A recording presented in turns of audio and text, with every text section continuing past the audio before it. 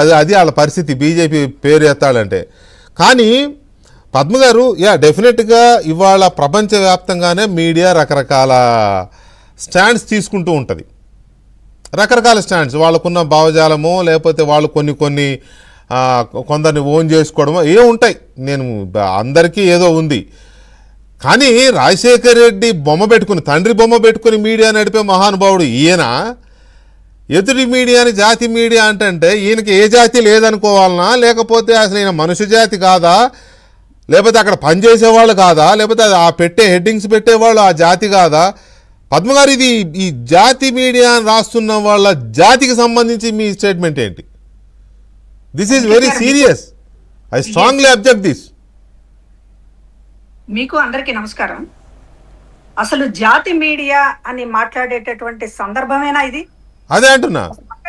ఒక పక్కన వెనకబడినటువంటి ఉత్తరాంధ్ర ప్రాంతం నుంచి ఒక ఎర్రన్నాయుడు గారి కొడుకుగానే కాకుండా ఒక హ్యాట్రిక్ ఎంపీగా గెలుపొంది ఒక కేంద్ర మంత్రి అయినటువంటి ఒక యువ నాయకుడికి సంబంధించినటువంటి ఒక వలయంగా ఒక అటాక్ జరుగుతూ ఉన్నప్పుడు, కావాలని ఒక అటాక్ చేస్తూ ఉన్నప్పుడు దాన్ని ఒక జాతిగా, ఒక తెలుగు జాతిగా నువ్వు నా బిడ్డని బదనాం చేస్తావా అనేటటువంటి పద్ధతిలో ఐక్యం కావలసినటువంటి చోట ఉత్తరాంధ్ర ప్రాంత నాయకులతోనే తిట్టించగలిగినటువంటి రాజకీయం చేసేటటువంటి జగన్మోహన్ రెడ్డి గారికి ఈ రోజున జాతి మీడియా గురించి మాట్లాడేటటువంటి అర్హత వాళ్ళకుందా? ఇవాళ జరగాల్సింది ఏంటి? ఇవాళ కేంద్రము దీనికి సంబంధించినటువంటి ఒక ఇండిగోకి సంబంధించినటువంటి కార్పొరేట్ శక్తులు ఒక మంత్రిని, మన వాడిని టార్గెట్ చేస్తున్నప్పుడు అకారణంగా కొన్ని తప్పులు, ఖచ్చితంగా కొన్ని ఘటనలకి కొంత మంత్రులనే బాధ్యులు అంటారు. కానీ ఇంతకు ముందు జరగనటువంటి పరిస్థితి, ప్రత్యేకించి విమానయానం అనేటటువంటిది ఇది దేశంలో ఇంతకు ముందు ఎదుర్కొనేటువంటి కొత్త సమస్య. ఇది ఇండిగోకు చేసినటువంటి ఈ సమస్య ఇంతకు ముందు ఎప్పుడు ఫేస్ చేయలేదు మన కంట్రీ. ఒక కొత్త సమస్య వచ్చినప్పుడు అది కూడా కార్పొరేట్ శక్తులన్నీ ఏకమయ్యి ఒక మొనోపలీగా ఇది జరుగుతున్నప్పుడు మనవాడికి సంబంధించినటువంటి దాంట్లో ఈ జాతి అప్పుడు గుర్తు రాలేదా? ఏం కన్నబాబు గారు, లేకపోతే ఇంకొకళ్ళు జాతి అప్పుడు గుర్తు రాలేదా మీకు? తెలుగు జాతి నుంచి కష్టపడి కేంద్రానికి వెళ్ళి ఇవాళ దక్షిణాది మీదే ఒక చిన్న చూపు ఉందనేటువంటి పరిస్థితిలో కేంద్ర మంత్రులుగా మన తెలుగు బిడ్డలు ఉంటే, ఆ రోజు ఎర్రన్నాయుడు గారు ఉన్నా, లేకపోతే బాలయోగి గారు ఉన్నా, లేకపోతే మన వెంకయ్య నాయుడు గారు ఉన్నా, మనం ప్రతి తెలుగు బిడ్డ గుండెలకు హత్తుకున్నాం. వాళ్ళకి కష్టం వస్తే మనం దన్నుగా నిలబడ్డాం. ఏమైంది మీ నీతి? ఇవాళ వచ్చి ఉత్తరాంధ్ర ప్రాంత నాయకులతోటి ఎర్రన్నాయుడు గారిని, ఈ కుమారుడిని, అది కూడా ఒక ఎంతో భవిష్యత్తు ఉన్నటువంటి ఒక రాజకీయ యువ నేతని ఇష్టం వచ్చినట్టు మాట్లాడుతున్నారు. పరువు తీసామని మాట్లాడుతున్నారు. పరువు తీస్తున్నది మీరు. వీళ్ళ బొంద, వీళ్ళకి పరువు ఎక్కడి నుంచి వచ్చిందిలే?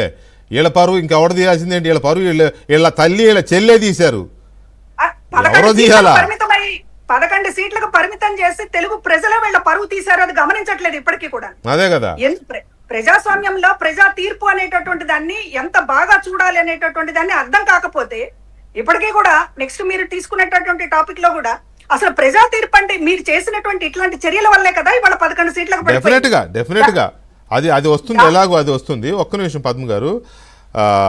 వరప్రసాద్ గారు, ఏమండి, ఆయన వాళ్ళ నాన్న బొమ్మ పెట్టుకుని మీడియా నడుపుతాడు. ఆయన ఇతరులని జాతి మీడియా అంటాడు. ఆయనదేంటి జాతి? అసలు మనిషి జాతేనా, మానవ జాతేనా? నాకు డౌట్ వస్తుంది. మనిషి అనేవాడు ఇలాంటి ప్రవర్తన ఉండదు. మరి ఇదేమన్నా బందిపోట్ల జాతి లేకపోతే ఇంకేదన్నా జాతి వాళ్ళది? వెంకటకృష్ణ గారు, మీకు ప్యానల్లో ఉన్న పెద్దలందరికీ నమస్కారం. ఈరోజు టీడీపీ పార్లమెంట్ మంత్రి